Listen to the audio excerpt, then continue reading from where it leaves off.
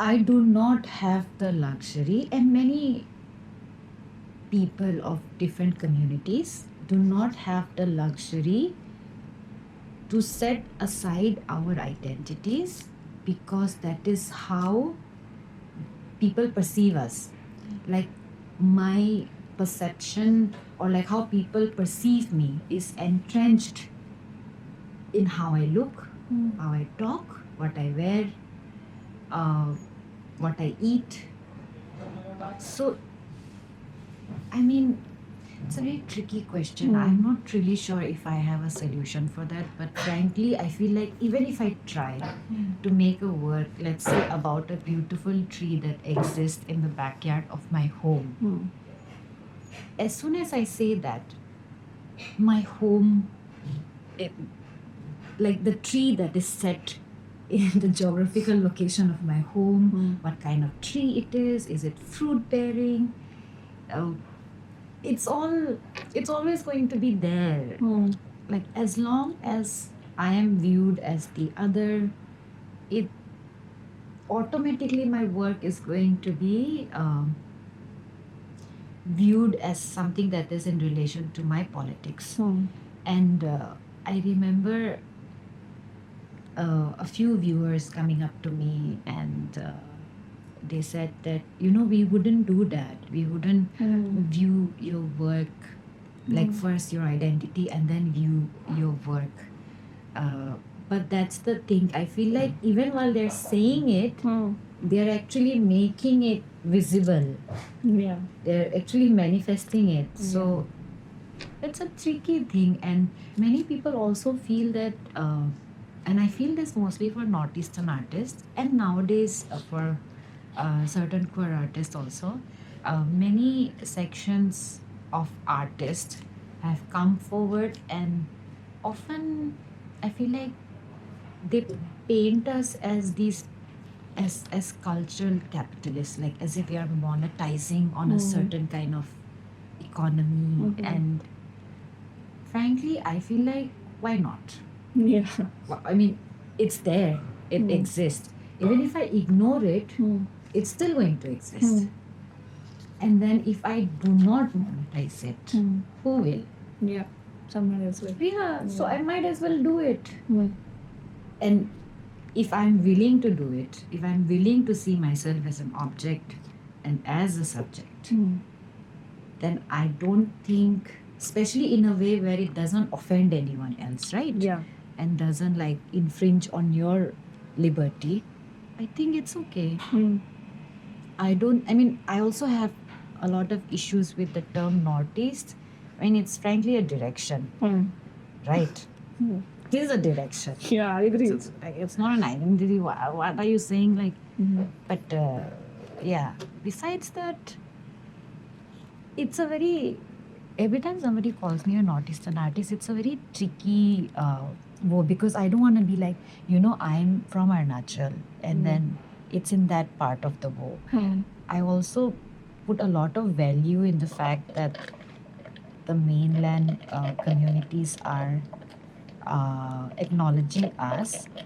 But yeah, I'm sure it'll take some time. Acknowledgement and representation always takes a lot of time. Yeah. And it also evolves, right? Yes. So, yeah.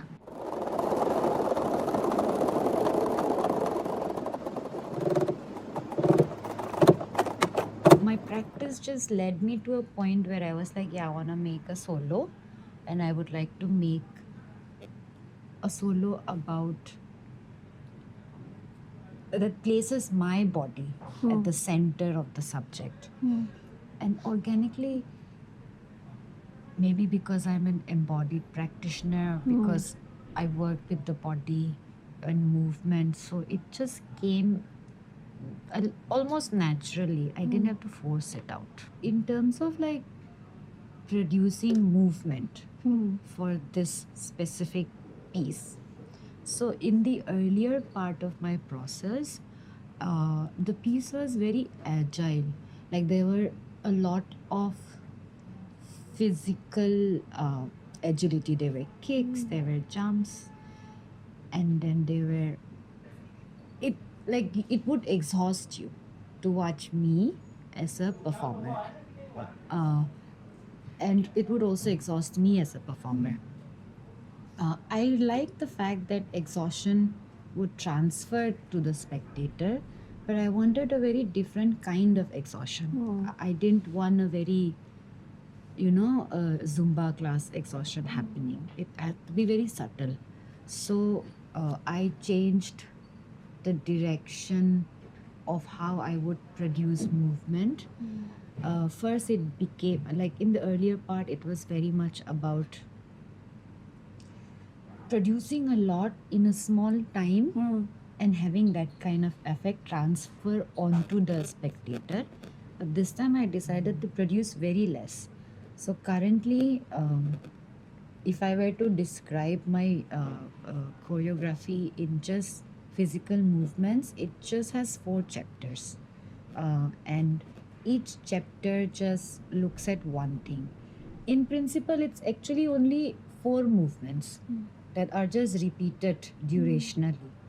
And it's a very different kind of exhaustion for somebody to watch me walk in downward dog, Adho Mukha Swasana, for like 7 to 8 minutes in the same pace, in that same space, while I'm bearing my out. It's a very different kind of endurance that I also have to go through, and the spectator also has to go through it. One thing, if you're a science nerd, you'll notice is I have a sort of a Darwinian evolution movement chart. Like I begin in a downward dog, then I'm still there, and then finally I am half folded, and then finally at the end of the piece, there's an upright position. There was a little geeky thing I did. I'm not sure if people follow it through because it also takes 30 minutes to finally, image to form. So yeah, besides that, I mean, I really want people to, like throughout the piece, I wanted people to sort of question themselves, like, how long do we have to watch this?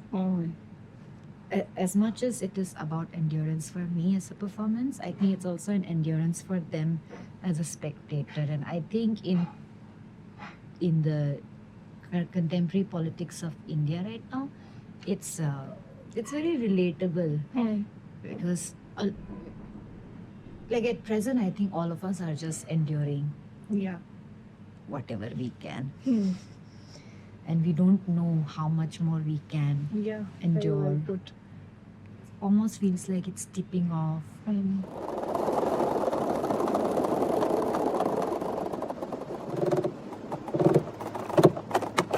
I feel like many people, it was also on your Instagram page, where the word statement is used. Yes. I have no issues with the word statement, but I just feel like as soon as we call a work a piece of statement, it immediately becomes absolute. Like, it's rigid, it becomes set in stone. Whereas that's not how identities work.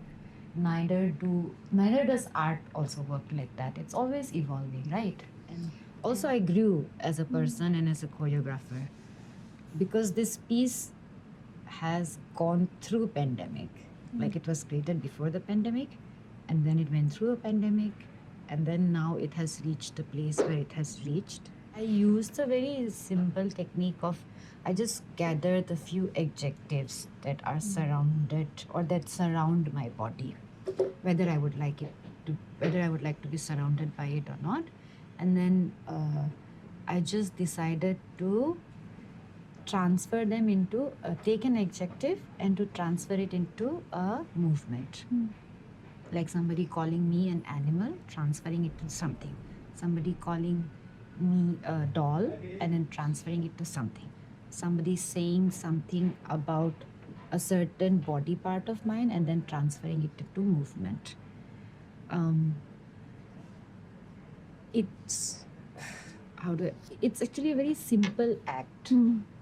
But it's only when it's done in combination in a set with a spectator and the white cube, then it's way more transformative. If I were to just lay it out in words, it wouldn't take more than a page Mm. to describe the piece. Mm.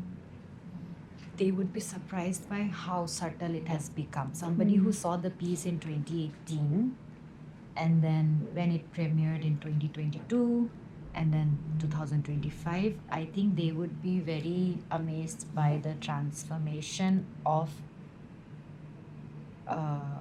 how subtle it has become. And besides that, I don't know. I feel like choreographic methods are like